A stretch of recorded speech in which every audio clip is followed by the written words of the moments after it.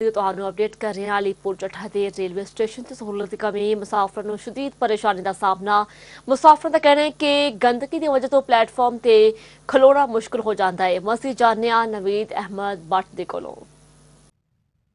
जी बिल्कुल अलीपुर ਚੱਠਾ ਦਾ railway station medical association ਤੇ तहसील press club के तामल के नाल रेवोनेशन किया गया। ये कुछ अरसा पहले रेवोनेशन होने वाला रेलवे स्टेशन रेलवे मुलाजमी की अदम तवज्जो लापरवाही ते गफलत की वजह तो इस टाइम एक बार फिर बर्बादी का मंजर पेश कर रहा है। शहरियों का कहना है कि स्टेशन को बेहतर बनाने लई दर्दे दिल रखने वाले डॉक्टर सांझ शिवदात नवीद भट्ट ने ਜਿਹੜੀਆਂ ਮਿਹਨਤਾਂ ਤੇ ਕਾਬਸ਼ਾਂ ਕੀਤੀਆਂ ਅੱਜ ਉਹਨਾਂ ਦਾ ਸਾਰੀ ਮਿਹਨਤਾਂ ਤੇ ਕਾਬਸ਼ਾਂ ਜ਼ਾਇਆ ਹੋ ਰਹੀਆਂ ਨੇ। ਮੇਰੇ ਨਾਲ ਕੋਈ ਸ਼ਹਿਰੀ ਮੌਜੂਦ ਨੇ, ਉਹ ਕੀ ਆਂਦੇ ਨੇ, ਉਹਨਾਂ ਨਾਲ ਗੱਲ ਕਰਨੀ ਹੈ।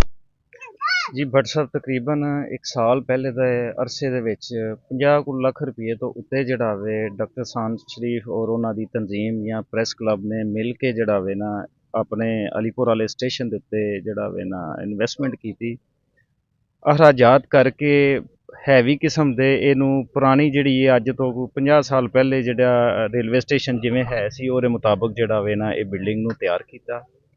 ਉਸ ਤੋਂ ਬਾਅਦ ਮੈਂ ਥੋੜ੍ਹਾ ਜਿਹਾ ਤੁਹਾਨੂੰ ਆਗਾਹ ਕਰਾਂ ਕਿ ਇੱਥੇ ਡਾਕਟਰ ਸਾਹਿਬ ਨੇ ਮੋਟਰਾਂ ਲਵਾ ਕੇ ਦਿੱਤੀਆਂ, ਨਵੇਂ ਵਾਸ਼ਰੂਮ ਲਵਾ ਕੇ ਦਿੱਤੇ, ਫਿਲਟਰ ਬੋਰ ਕਰਵਾ ਕੇ ਦਿੱਤੇ, ਫਿਰ ਫਿਲਟਰ ਪਲਾਂਟ ਲਾ ਕੇ ਪਾਣੀ ਦਾ ਬੰਦੋਬਸਤ ਕੀਤਾ ਆਮ ਮੁਸਾਫਰਾਂ ਵਾਸਤੇ, ਕੈਮਰੇ ਲਵਾ ਕੇ ਦਿੱਤੇ, ਫਿਰ ਲੋਕਾਂ ਨੂੰ ਬਹਿਣ ਵਾਸਤੇ ਕੁਰਸੀਆਂ, ਫਿਰ ਫੱਟੇ, ਹਰ ਚੀਜ਼ ਦਿੱਤੀ। ਲੇਕਿਨ ਇੱਕ ਸਾਲ ਜਿਹੜਾ ਵੇ ਬਾ ਮੁਸ਼ਕਲ ਗੁਜ਼ਰਿਆ। ਇੱਥੇ ਕੋਈ ਸ਼ੈ ਜਿਹੜੀ ਏ 1% 2% सिर्फ नज़र आन डी है, बकाया हर चीज़ जी है वेच वट के खा खू गए ने।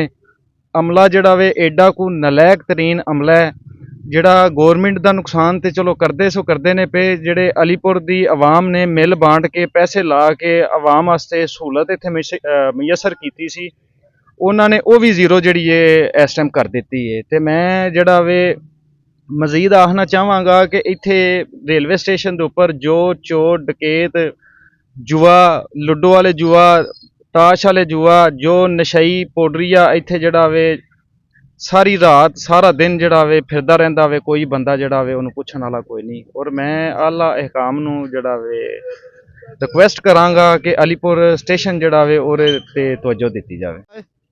खराब पैर सारे को ताले लगे पैर पेशाब शूब करना बाबा बड़ी मुसीबत पै गई है। अल्लाह सोना माफ दे, कोई हिम्मत मारो, कोई सही कर दो। ਅਲੀਪੁਰ ਚੱਠਾ ਤੋਂ ਜਿਹੜੇ 1 ਸਾਲ ਪਹਿਲਾਂ ਰੈਵਨਿਊ ਸ਼ੁਰੂ ਕੀਤਾ ਸੀ ਉਹਦੇ ਵਿੱਚ ਛੱਤ ਬਿਲਡਿੰਗਸ ਔਰ ਇਹਨੂੰ ਬਿਹਤਰੀਨ ਅਸਲ ਹਾਲਤ 'ਚ ਲਿਆਉਣ 'ਚ ਤੇ ਮਕਾਮੀ ਲੋਕਾਂ ਦਾ ਬੜਾ ਕਰਦਾਰ ਸੀ। ਲੇਕਿਨ ਮਕਾਮੀ ਮੁਲਾਜ਼ਮੀਨ ਦੀ ਅਦਮ ਤਵੱਜੋ, ਨਾਅਹਲੀ ਤੇ ਗਫਲਤ ਦੀ ਵਜ੍ਹਾ ਤੋਂ ਇਸ ਸਮੇਂ ਇਹ ਬਹੁਤ ਮੰਜ਼ਰ ਪੇਸ਼ ਕਰ ਰਿਹਾ। ਜਿਹੜੇ ਦਰਖਤ ਲਾਏ ਸਨ ਉਹਨਾਂ ਦਾ ਕੋਈ ਪਤਾ ਨਹੀਂ। ਜਿਹੜੇ ਇਸ ਤੋਂ ਇਲਾਵਾ ਕੋਈ ਵੀ ਬਾਕੀ ਜਿਹੜੇ ਇਹਦੀ ਰੈਵਨਿਊ ਵਾਸਤੇ ਬਿਹਤਰੀ ਵਾਸਤੇ ਡੈਕੋਰੇਸ਼ਨ ਵਾਸਤੇ ਜਿਹੜੀ ਵੀ ਚੀਜ਼ਾਂ ਜਿਹੜੀਆਂ ਹਾਇਰ ਕੀਤੀਆਂ ਗਈਆਂ ਸਨ ਉਹਨਾਂ ਦਾ ਹੁਣ ਨਾਮੋ ਨਿਸ਼ਾਨ ਵੀ खत्म होता नज़र आ रहा है।